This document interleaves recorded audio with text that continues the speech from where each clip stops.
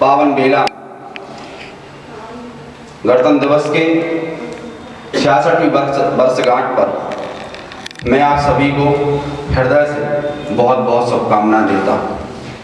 मंचासीन इस महाविद्यालय के मुखिया, हम सभी के पिता तुल्य आदरणीय प्राचार्य महोदय जी, मंचासीन मेरे बड़े भाई समान श्री सुनील सर, मेरे बड़े भाई समान श्री भारती सर, बहन का दर्जा लिए मंचासीन उपस्थित बड़ी बहन के समान न्योमी मैडम, बड़े भाई समान श्री पन्या सर, बड़े भाई के समान श्री नीतीश सर, बड़े भाई के समान श्री शरद सर, महेंद्र सर, आदर्श सर, सुबोध सर, उपस्थित सभी स्टाफ, मेरे सभी मित्रगण, मेरे सभी सहपाठी।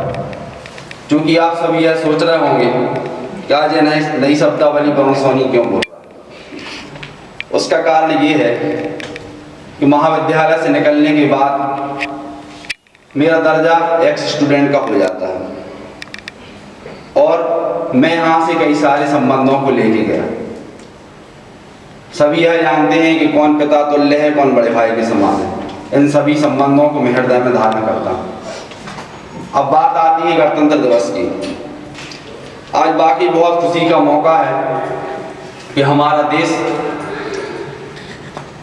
दुनिया में सबसे आगे विकासशील देशों में है। दुनिया का सबसे पहला ऐसा देश है हमारा भारत देश, जो विकासशील देशों की गिनती में आज गिना जा रहा है। क्योंकि हमारा देश 15 अगस्त 1947 को आज़ाद हुआ था, यह सभी हम निरंतर जानते हैं। और हमारे देश को पूर्ण आज़ादी, पूर्ण संविधान और हमारे देश के नागरिकों को पूर्ण स्वतंत्रता, हमारे गणतंत्र और हमारे लिए पूर्ण स्वतंत्रता तभी प्राप्त हुई जब 26 जनवरी 1950 को परम पूज्य अंबेडकर जी के द्वारा लिखित संविधान में जो हमारे लिए स्वतंत्रताएं, धर्मनिरपेक्षता, हमारे देश में हमें स्वच्छंद जीने की आज़ादी, हमें समानता के अधिकार और अन्य सारी समानता हमारे लिए निरंतर हमारे देश के विद्वानों द्वारा, महान विभूतियों द्वारा हमारे देश के लोगों को, हमारे देश के आमजनों को दी गई। जिस तरह से हमारा देश 200 साल लगातार गुलामियों की जंजीरों से जकड़ा हुआ, इस देश की सोने की चिड़िया को बराबर निरंतर नोचता हुआ, जब हमारे देश को आज़ादी मिली तो वह खुशी की बहुत अनुपम और आंसुपूर्ण श्रद्धांजलि वाले और कई शहीदों को, महानुभूतियों को खोने वाले थे। और जब 200 साल की गुलामियों की जंजीरों से जब हम निकले और जब हमारा गणतंत्र भारत हुआ, तो हमारी स्वतंत्रता की जब नई जंजीरों में हमारे लिए भेजा गया, जब हमारे देश को नई विकसित और विकासशील नीतियों से जोड़ा गया, तब आज की स्थिति ये है कि इस दुनिया के राष्ट्राध्यक्ष, इस दुनिया का पहला नेता, इस दुनिया का पहला इंसान, अमेरिका के राष्ट्रपति श्री बराक ओबामा जी आज दिल्ली में बैठकर हमारे देश की राजनीति और देश की जो डेवलपमेंटिंग है, विकास है, आज भी हमारे देश को यहाँ पहली बार देख रहे हैं। यह हमारे देश का सौभाग्य है।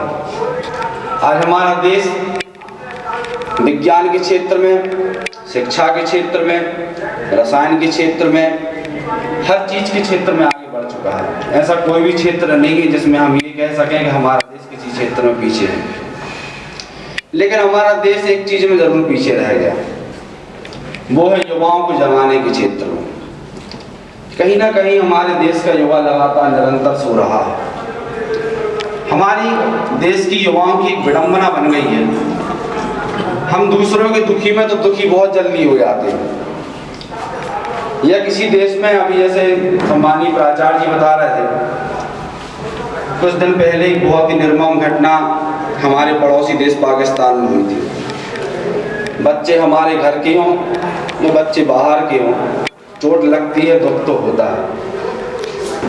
लेकिन जब कोई इतनी निर्मम घटना हमारे पड़ोसी देश में घटी, तो स्वाभाविक सी बात है कि हमारे देश में उनकी श्रद्धांजलि के लिए जगह जगह कैंडल मार्च और आंसुपूर्ण श्रद्धांजलियों को दिया गया।